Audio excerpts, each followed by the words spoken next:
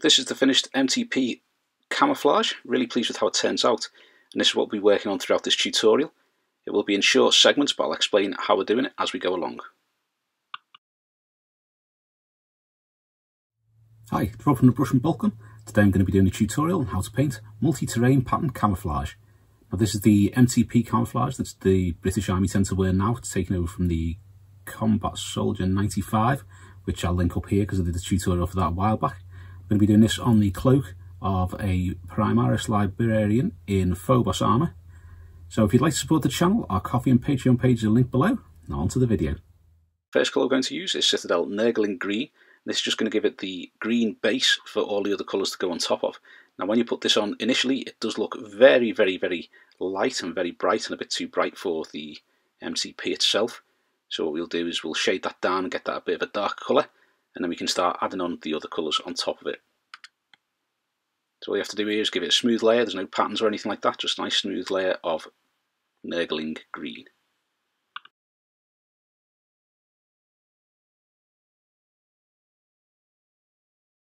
Next we're going to be using some Citadel Athonian Camoshade, which popped in very briefly on the top left of the screen there. And all we're doing is we are shading all the Nurgling Green. Now you don't really want it to pool that much. You'll notice when you come back to do the next part, there's a little bit where it's pooled on the back here where I didn't realise, and then when I touched it with my brush, I was setting up, I managed to get one of those nice rings of dried shade on there. So you don't want it to be doing that. Just give it a nice coat, just enough to tone down the brightness of the green. And that should do you well enough.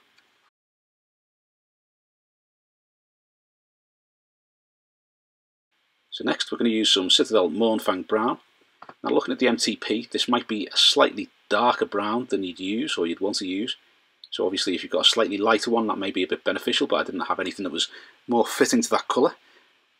But using Mournfang Brown, it turns out sound. What you're looking at is, with this you want to be doing some quite large areas, sort of almost square, but with like really uneven edges, corners. There's no straight lines in it. Really, it's all slightly curved, slightly bumpy. And you're doing sort of some larger areas and then some very small areas, or thin lines, curvy lines, lines with like sort of fingers coming off it. That's sort of like the basic pattern, like you can see here, with lots of different shapes holding that down. So we're now going to use some Citadel Sons of Horus Green. And what you're doing with this is you are doing some areas where there's just a thick sort of line or a thin line of Sons of Horus Green, and then if you have a tiny little bit of water to one side, what you can do is dip the tip of the brush into that water and then drag it back to the thicker lines, and that'll give you that sort of fade in that you get on some of this coloured section.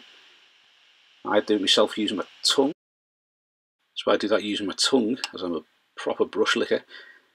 So you just paint on the line where you want it to go, to the thick point, and then when you want to get that kind of slight blend in, I'm just touching that onto my tongue just to get the tip of the brush slightly wetter, and then you're dragging the brush towards the thicker line, and where you drag it, it will make that thin, smooth kind of gradient into the thicker line that you've already put on.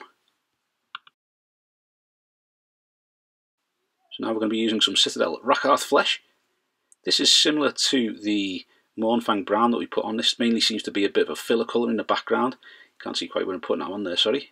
But here you can see it going in sort of like quite block areas. I don't mean block as in square, I just mean a large area of that flat colour. And then sometimes it will blend in with the Mournfang Brown. So depending on how you want to do it, you can do some bits like this bottom part where it's just a standalone piece and it goes around other colours. Or you can do it like the first bits, a little bit further up the left hand bit of cloth there where it blends into the brown. After this we are going to use a little bit of Citadel Rhinoxide. This is to do mainly a lot smaller patterns. This is going to have sort of like the Mournfang Brown parts where you did the long parts with the kind of fingers, I suppose, of thin bits that curl and bend and sort of splay off from each other.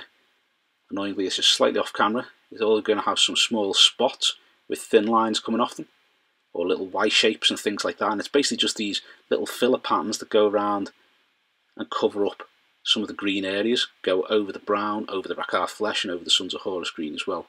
So you can see here how we've done that with lots of smaller areas. It doesn't cover as much as the Rakarth Flesh, the green, or the Mournfang Brown. So you can see that there is some smaller tiny spots and specks and flecks of this colour.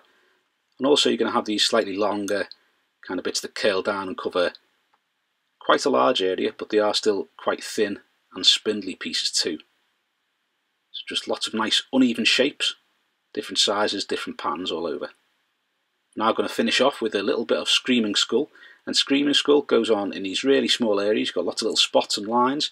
You've got a few thicker ones where it's maybe 2 or 3 lines wide. You can add some of them, but it's mainly just adding these little tiny spots and dots all around it. And that will give you that nice final, slightly off-white bit of cam. So you can see on this section that I'm working on here how that's come together. Give you that MTP colouring. And this is the finished miniature, or the finished MTP I should say. The miniature has been kept blue just so that the camouflage really stands out on it. Really pleased with how that turned out. It's another camouflage in the bag.